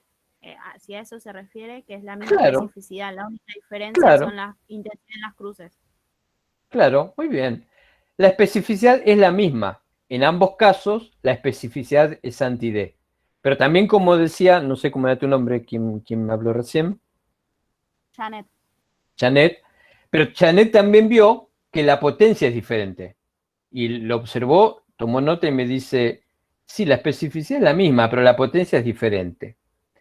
Y bueno, nosotros podemos atribuir esa diferencia de score, de potencia, en que el paciente que tiene la inmunización activa, que me da 4 cruces, tiene un mayor título de anticuerpo anti-D que el pequeño título que suele tener, porque esto es cierto, la cantidad de, si yo titulase este anticuerpo en la paciente al día siguiente de la inmunoprofilaxis, vería que tiene un título de 1 en 2, 1 en 4, es decir, títulos mínimos, pequeños. En cambio, este paciente que tiene un anti-D de 4 cruces, tal vez tenga un título de 32, 64, 128, 1000, en fin, títulos superiores. En cambio, las inmunoprofilaxis no suelen tener en el plasma materno, no se verifican ellos títulos mayores a 1 en 4, 1 en 8, como mucho. Y esto correlaciona con una menor cantidad de cruces también, que es lo que estamos viendo aquí. Bien, hasta aquí ustedes dicen, sí, todo esto es esperable, está bien. Ok. Pero como nosotros somos muy curiosos y somos algo obsesivos, le dijimos a la paciente esta, que ayer le administramos la inmunoprofilaxis y que hoy le tomamos la muestra y vimos esto, le decimos, ¿sabe qué? Me gustaría volver a verla a usted dentro de un mes. ¿Por qué no viene dentro de un mes que quiero hacerle un control? Y como la paciente es muy obediente, cumple nuestra indicación y ella vuelve a los 30 días. Nosotros le tomamos una muestra de sangre una vez más y vamos a hacerle este mismo panel. Entonces, si yo puedo hacer arrancar esto.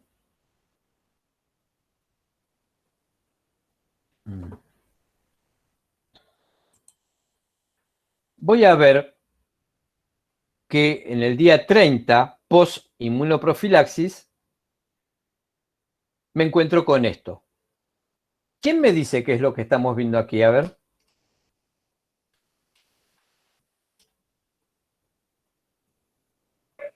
El consumo del anticuerpo. Vamos por partes. ¿Con quién sos? No te veo. Julián. Julián. Vamos por parte. Decime, ¿qué especificidad de anticuerpo estás viendo? Anti-D. Es decir, que la especificidad está conservada, podemos decir. Sin embargo, ahora cuando vemos una mirada en la potencia, ¿qué es lo que vos estás viendo? Lo que yo estoy, por ejemplo, en la célula 3, que es R2, R2, R2, es decir, que tiene antígeno D, E mayúsculo y C chico, que al estar presente el antígeno D, la potencia del anti-D es mayor que en la célula R1, R1 o R0, R chico. ¿Y por qué, Julián? Por eso que decía, porque en la célula 3 viene el antígeno E acompañado. ¿Y qué tiene que ver el antígeno E con el antígeno D? Porque aquí no estamos viendo un anti-E. porque al estar presente el antígeno E es más fuerte. Se espera que sea más fuerte la reacción del antígeno D, del anticuerpo, perdón. Bueno. Bueno, lo que vos, Julián, tenés muy bien el concepto, pero por ahí no lo estás expresando del todo bien, y yo me veo en la obligación para que cualquier otro desprevenido que pueda escuchar no se haga una idea equivocada. El concepto lo tenés bien, pero hay que explicarlo de otra manera. Aquí no tiene que ver con el antígeno E. Hablo de, para que quede claro, Julián habló de antígeno D y antígeno E. Aquí no tiene que ver la existencia del antígeno E, sino que lo que vos estás haciendo referencia es a lo que se llama un efecto haplotipo. El efecto haplotipo, o el efecto genotipo, dice que los haplotipos R2 tienen mayor cantidad de antígeno D que los haplotipos R1, R0 o RZ, que son los 4 haplotipos que portan el antígeno D. De esos 4 haplotipos, todos ellos tienen antígeno D, el que más antígeno D tiene es el R2. Pero nada tiene que ver eso con que tengan el antígeno E mayúscula. De ahí que el error, la interpretación era errónea. No tiene que ver con el antígeno E. Tiene que ver con que esos haplotipos tienen sencillamente mayor cantidad de antígeno D, y esto no está asociado ni vinculado a la existencia del antígeno E. Esto por un lado. Luego, lo que nosotros estamos viendo aquí, todavía, si bien podés verlo o avisorarlo, vos lo viste porque conocés esto, pero en realidad no estás explicando por qué esta célula 4 reacciona débilmente. Y esto es en realidad lo que yo quería que ustedes vieran, o que alguien me explique. Profe, puede ser porque... Hola. Sí, te escucho, te escucho. Puede ser porque son 2 anti-D, pero uno, al ser de origen inmune, tiene una reacción mayor, que es de 4 cruces. Y con una inmunización pasiva... Espera un poquito. No sé tu nombre. Bueno. Xiomara. Xiomara, acá estamos analizando esta columna, ¿sí? Y no estoy diciendo si es un anti-D pasivo o si es un anti-D activo. Es un anti-D por ahora, sabemos que es pasivo. Pero la que yo estoy preguntando es, si estas 4 células, mira acá donde está el mouse, si estas 4 células tienen antígeno D, ¿por qué esta medio débil y las otras no? Esa es mi pregunta. Ah, claro. Puede ser por el... Hola, profe, ¿qué tal? Laura Iberro. Puede ser por el tema de lo que es homocigota y heterocigota, o sea, porque tiene R0, R chica, o sea, que tiene, estaría en estado el D, en estado heterocigota. Claro, muy bien. Viene por ese lado. Tiene que ver con, ¿se acuerdan lo que dijimos antes del efecto de dosis antigénica? Si la célula era homocigota o si la célula era heterocigota, tenía mayor cantidad de antígeno D o menor cantidad de antígeno D. Bueno, entonces tiene que ver con eso. Fíjense que la célula 4 es una célula heterocigota. Un haplotipo tiene el antígeno D, el otro haplotipo, el heredado por el otro progenitor, fíjense que es R minúscula, no aporta antígeno D. En tanto que las otras 3 células, que también son D positivas, fíjense que son homocigotas al antígeno D. Entonces, yendo acá a mi columna del día 30, explico o interpreto que la menor reactividad que yo estoy viendo aquí, la debilidad en el tubo 4, tiene que ver o estaría asociada con la condición heterocigota del donante 4, a diferencia de los otros 3 donantes que tienen reacciones más potentes por su condición homocigota. Además de esto, está lo que decía Julián, y que acabo de explicar. Y que explica, no se apuren, y que explica por qué el donante 3, que es homocigota al D, tiene una reacción más potente que los otros 2 donantes que también son D homocigotas. y que esta diferencia está explicada no por la homo o heterocigosidad propia de un efecto de dosis, sino que está explicada por el llamado, lo dije recién, efecto genotipo, en donde los haplotipos R2 tienen mayor cantidad de antígeno D. Y este, además, es homocigota para el haplotipo R2, porque es R2, R2. Y esto explica por qué entonces estas diferencias de aglutinaciones que estamos viendo aquí. Pero esto lo estoy comenzando a ver aquí porque estoy comenzando a ver un anticuerpo que ya hace 30 días que lo administré y ahora hay menor cantidad de anticuerpos que hace un mes. Y entonces hoy, que tengo menos anticuerpo, que es más débil, se comienzan a ver esas diferencias atribuibles a las células. Fíjense que un mes antes no se veía esas diferencias, porque había mucho más anticuerpo y esas diferencias se achataban, se aplanaban, se disimulaban, no se percibían. Pero en la medida que yo estoy teniendo menor cantidad de anticuerpo, esto deja en evidencia las diferencias que hay entre las células. ¿Se entiende? Entonces, aquí seguimos viendo un anticuerpo anti-D, pero con menor score de aglutinación que me permite ver tanto el efecto de dosis antigénica como el efecto genotipo. Me encantó esto. Entonces le digo a la paciente, dígame, ¿usted no sería tan amable de volver el mes que viene? Quiero hacerle un nuevo control. La paciente me mira como diciendo, qué ganas de molestar que tiene este hombre, pero accede y dice, bueno, está bien, el mes que viene voy a volver. Y lo hizo, y vino. Entonces yo le tomé una nueva muestra, y a los días 60, fíjense cómo me dio el panel de la paciente.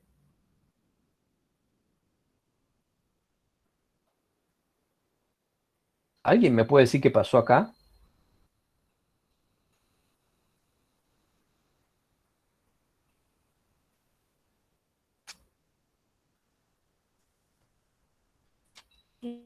Ocurre lo mismo que en el anterior, no más que se expresa en menos cruces, digamos, en la célula 3, porque tiene menos antígeno D en el cuerpo, digamos, en el suero expresado. ¿Serías capaz de repetir eso? Y escuchen los demás a ver si está diciéndolo bien, ¿eh? A ver, dale. Sí. Que, ay, no sé cómo le dije, pero que en la célula 3 sigue el anti-D expresado por lo que anteriormente había dicho que era lo del genotipo. El efecto genotipo. En cambio, en la célula 4 no se expresa porque ya no... Eso, el efecto genotipo. En la célula 4 ya no va a aparecer, no va a haber cruces, no va a haber intensidad porque no hay un anti-D, no hay tanto anti-D porque no están homocigota sería, está en forma de heterocigota. Digamos. En la 1 y en la 2 que está de forma heterocigota. Homocigota, perdón. Claro, digamos que hoy, a 2 meses de haberle administrado la inmunoprofilaxis, tengo ya previsiblemente mucha menor cantidad de anticuerpo anti-D. Y fíjense que ya tengo tan poquito que me rompe la clave que tenía hasta ahora de un anti-D por ausencia de aglutinación en el tubo 4. El tubo 4 yo esperaba que me aglutine, pero no me aglutinó. Sin embargo, las otras 3 células sí.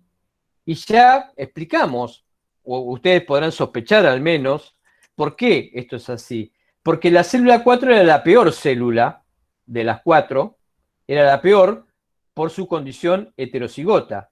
Y entonces, en una circunstancia extrema, como la que tengo aquí en el día 60, donde tengo poquito anticuerpo ya, esto es tan poquito que frente a esta célula se demuestra indetectable el anti-D. Sin embargo, frente a las otras células, todavía es detectable porque estas le ofrecen, por su condición homocigota, mayor cantidad de antígeno. Entonces, logramos tener aglutinación, que fíjense, no es, wow, qué bruta aglutinación, son aglutinaciones ya mucho más escasas, pero que todavía se visualizan. Entonces, aquí tengo un anti-D que solamente es capaz de reaccionar con células homocigotas, pero con la heterocigota ya no es capaz de hacerlo. Tengo tan poquito anti-D que no. Entonces lo que estoy viendo aquí es la punta del iceberg de un anti-D, que solamente es capaz de verse en la punta del iceberg con las células homocigotas, pero con las heterocigotas no. Así todo, todavía sigo viendo que la célula 3 es más intensa que las otras células homocigotas, perdón. Y esto, una vez más, tiene que ver con el dado en llamar efecto genotipo por su condición R2-R2.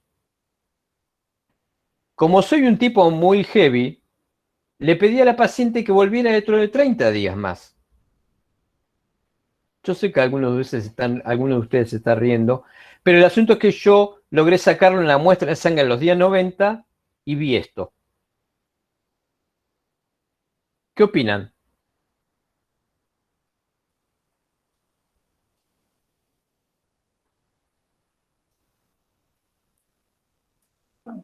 Se ve un ligero aumento en las reacciones en la célula 3. ¿Vos ves un ligero aumento? Ah, no, disculpa, es al revés, disminuyó. No vi bien el signo. ¿Y eso te parece previsible que disminuya? Sí. Es esperable, sí. Sí. ¿Y por qué? Ya vimos por qué la célula 4, que no aglutinaba el mes pasado, tampoco lo sigue haciendo ahora. Pero ¿por qué no aglutinó ni la 1 ni la 2? Por el efecto haplotipo. ¿No? Por el efecto de dosis. El efecto haplotipo o genotipo se ve solamente con la célula 3. Pero yo pregunté, ¿por qué no se ve ni la 1 ni la 2? Porque ya no, aún no se ve ni con células heterocigotas, ni se ve con células homocigotas. Ya el anticuerpo entró en una fase indetectable. Y que solamente lo veo, no por el efecto de dosis, sino por el efecto genotipo. Lo estoy viendo con la mejor de las células, con aquella que tiene mayor cantidad de antígeno D. Ahora bien, si yo a este mismo suero, presten atención a lo que voy a hacer, a este mismo suero del día 90, que ya veo que no tiene una patente, una clave de anti-D, se ha roto esa clave, y ya vimos por qué, porque hemos venido viendo a esta paciente, la hemos venido evolucionando en 4 oportunidades. Ahora este mismo suero de esta paciente que tiene un anti-D mínimo, ya casi no queda nada, este mismo panel, ¿saben qué voy a hacer?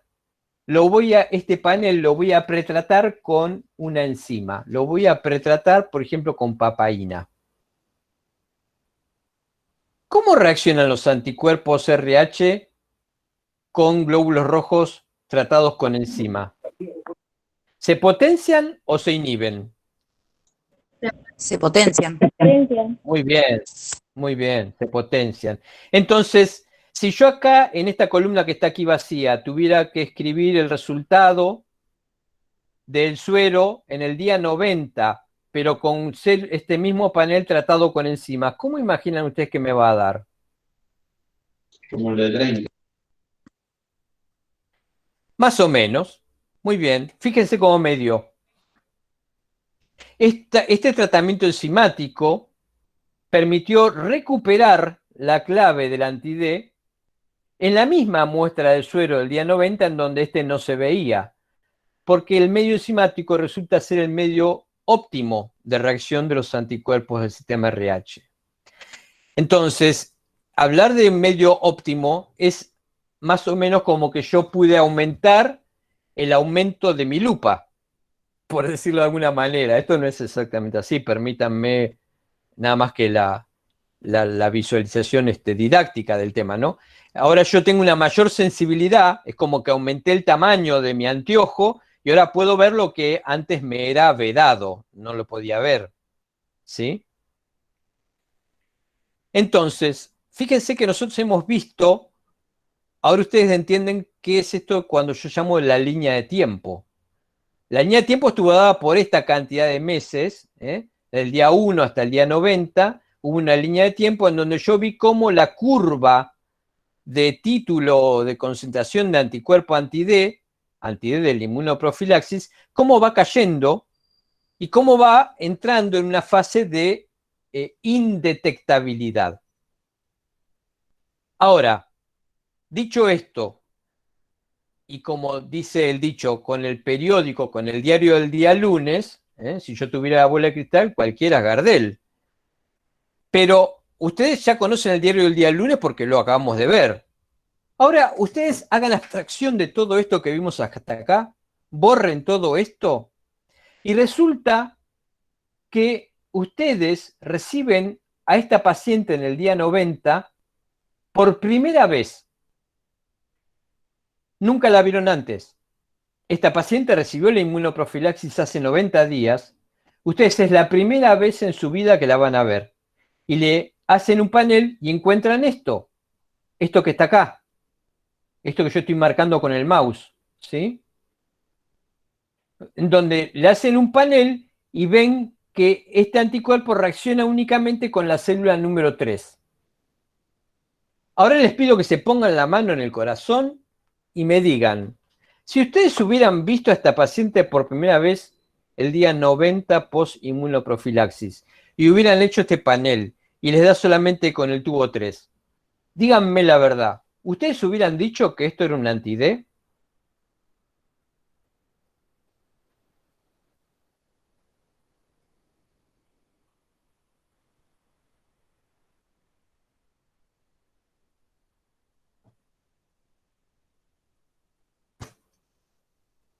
Hola. Profe, Sí. ¿cómo está? ¿Le puedo preguntar si le dieron la inmunoprofilaxis? Sí, vos le vas a preguntar. Y ella te va a decir, sí, sí, me dieron la vacuna, porque los pacientes dicen que la inmunoprofilaxis es una vacuna, pero nosotros sabemos que no es una vacuna. Ella te va a decir, sí, sí, me dieron la vacuna para el RH. ¿Y? Y si vos sabés que le dieron la vacuna para el RH, ¿no esperás ver lo que dice acá el día 1? Pero lo que vos estás En viendo realidad, es otra cosa. en realidad las embarazadas, hola profe, en realidad a las embarazadas se le hace la titulación con las células R2 por este tema que usted acaba de explicar. Pero yo no te estoy hablando de una titulación. Pero por eso mismo, si yo hago esta prueba y solamente las encuentro en las células R2, podría ser una inferencia de que quizás sí fue, o sea, que le dieron la inmunoprofilaxis. Ok, ¿cómo te llamas?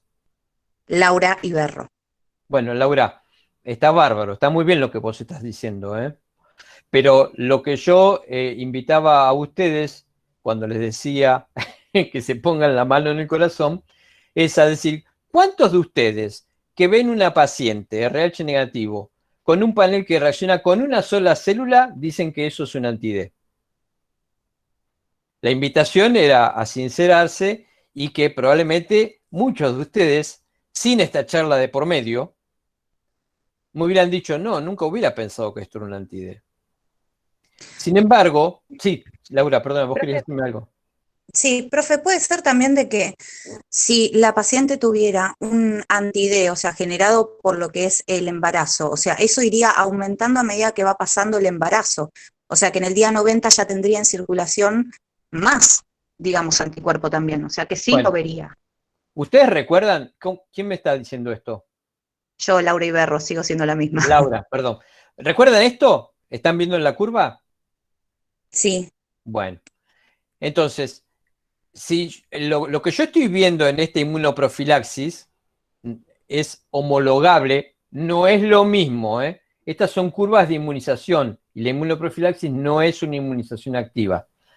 Así que, hecha esa salvedad, les digo que lo que ustedes estaban viendo en el día 1, 30, 60 o 90 se asimila, se analoga a esta parte de la curva, a esta parte de la curva, en donde está cayendo el anticuerpo, ¿lo ven? Sí. Sin embargo, si ahora ustedes me plantean, Laura me planteaba que era una paciente que se estaba inmunizando, ya no está hablando de una inmunización, de una inmunoprofilaxis, de un anticuerpo pasivo, sino que me está hablando de un anticuerpo activo que la paciente está comenzando a hacer y ve que reacciona solamente con R2, pues sería este momento. por ejemplo, ¿sí? En donde el anticuerpo, hay tan poquito anticuerpo que solamente se ve con la mejor de las células. Es decir, que aquí tenemos una rampa de aparición del anticuerpo y aquí a la derecha tenemos una rampa de desaparición del anticuerpo. En cualquiera de los dos va a llegar un extremo, hay un punto de esa línea en donde solamente hay poca cantidad de anticuerpo, ya sea en la rampa de la izquierda porque está empezando a hacerlo y todavía hay poquito, o en la rampa de la derecha que hay muy poquito, pero porque ya está en retirada el anticuerpo, está desapareciendo, no apareciendo, sino desapareciendo. En cualquiera de las dos rampas hay un punto que es el mismo, por ejemplo, estaría acá, ¿eh? ¿Ven esta línea que está aquí, horizontal por encima? Eso es el nivel de detección de anticuerpo. Por debajo de esa línea, el anticuerpo está, pero no se detecta. Bueno, tanto la rampa de ascendiente como la de descendiente, en algún punto están por debajo de ese nivel de umbral de detección del anticuerpo. Entonces, esta línea de tiempo es la que yo les invito a que ustedes recuerden para ver dónde colocan ustedes al paciente en esta línea de tiempo. Entonces, si por ejemplo yo estoy viendo un anticuerpo anti-D en retirada, por ejemplo el anticuerpo anti-D producto de una inmunoprofilaxis, como estábamos viendo recién, en el día 90 o más, entonces yo voy a interpretar, voy a inferir, voy a decir que esto es indicativo de un anticuerpo anti-D que está en franca disminución. Ahora, si no hubiera habido una inmunoprofilaxis y sencillamente yo estoy viendo una paciente que está en un momento precoz, incipiente de una inmunización, es decir, está empezando a inmunizarse activamente, también va a haber un punto, si yo la atajo a tiempo, en donde voy a ver, antes que la patente anti-D, que la primer manifestación va a ser con las células R2-R2. Después va a comenzar a aparecer con las células homocigotas y después va a incluir las heterocigotas y después voy a tener hasta 4 cruces, como habíamos visto en el primer paciente de anti-D con una inmunización activa. Entonces, fíjense que cuando ustedes están haciendo un panel, están sacando una foto de un momento dado de la circunstancia del tiempo en el paciente. Pero ustedes esa foto no saben en qué lugar ponerla de la curva. Ahora, en esto que teníamos aquí, ¿sí? Nosotros tenemos, fíjense cuántas fotos que sacamos. Ya casi puedo hacer una película. Entonces, todo esto colocado en una línea de tiempo a mí me permite saber dónde estoy parado. Pero esto es una presunción. Va a haber un momento en donde si yo ignoro toda la circunstancia por la que está atravesando el paciente, yo voy a o puedo malinterpretar los resultados. En suma, nada de lo que ustedes hagan desde el laboratorio les permite decir esta paciente está inmunizada o no está inmunizada si ustedes no lo analizan en función de los antecedentes de la paciente. Estos antecedentes, como ven, se tornan vitales a la hora que ustedes puedan hacer o elaborar un informe de resultado del laboratorio con una interpretación exacta, adecuada, acertada. Si ustedes solamente tienen una muestra de sangre y ven esto, no saben qué es lo que está pasando, porque acaban de sacar una foto y se perdió en todo el resto de la película. Fíjense entonces que es tan importante en los procesos de identificación de anticuerpos, no solamente levantar un resultado de la mesada del laboratorio, sino que ésta tiene que ponerse en una línea de tiempo, esta tiene que ponerse en una circunstancia por la que está atravesando el paciente. Y eso se va a desprender de, por ejemplo, una entrevista, un interrogatorio que ustedes hagan. Dígame, ¿usted alguna vez recibió una transfusión de sangre? Dígame, ¿usted alguna vez estuvo embarazada? ¿Qué estoy preguntando? Estoy preguntando si tuvo oportunidades de exponerse a glóbulos rojos no propios. Estoy preguntando su historial. Ahora voy a repreguntar y dígame, ¿cuánto hace de la última transfusión? ¿O cuánto hace de ese embarazo? Y dígame, ¿alguna vez le hicieron después de ese embarazo o durante el embarazo una inmunoprofilaxis? ¿Y cuánto hace de esa inmunoprofilaxis? ¿Qué día se la colocaron? Fíjense que yo ahora estoy armando un escenario para poder elaborar un informe de lo que yo vi en el laboratorio. Sin esa circunstancia que yo tengo que recabar en la paciente, yo no puedo emitir un informe de laboratorio. O puedo decir, y estaría mal, encontré un anticuerpo anti-D y no digo más nada. No digo si es propio, si es prestado, si es ajeno, si es activo. No digo nada, digo encontré un anti-D. Ah, yo no sé, yo me limito a decir lo que vi. Y ese informe, en manos de gente que no sabe interpretar esto, puede dar lugar a tomar conductas inadecuadas. Por eso es importante que ustedes en el informe puedan posicionarlo dentro de un contexto clínico del paciente.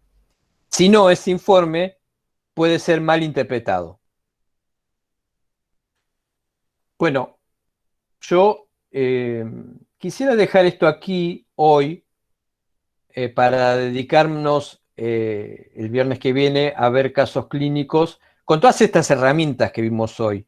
Yo espero que ustedes hayan podido interpretar mis palabras o que yo haya tenido la suficiente claridad como para poder haber trasladado estas ideas de qué importante que es todo el entorno que acompaña, ¿no? Y que es esto de que nosotros no vamos a hacer nunca más esto de escribir positivo o negativo, sino que si es positivo vamos a decir cuán positivo es.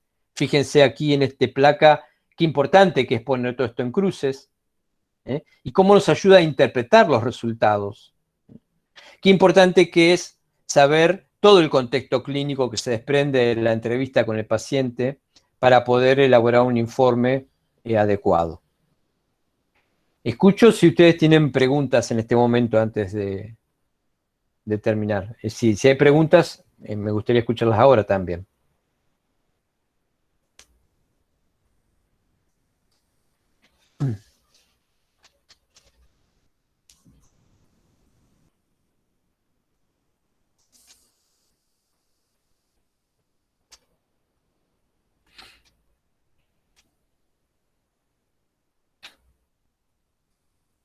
Bueno, interpreto que no tienen más preguntas. En ese caso, no me resta más que agradecerles la participación. Los espero, si les parece, el viernes que viene, que vamos a ver más casos de interpretación de procesos de identificación de anticuerpos. Bueno, los espero hasta entonces. Mucha suerte. Gracias a usted, profe. La verdad que fue excelente. Bueno, ¿con quién hablo? Héctor. Ah, Héctor. Bueno, gracias a vos también por tu apoyo, Héctor. Nos vemos el viernes que viene entonces. Gracias, hasta entonces. Chao, profe, gracias.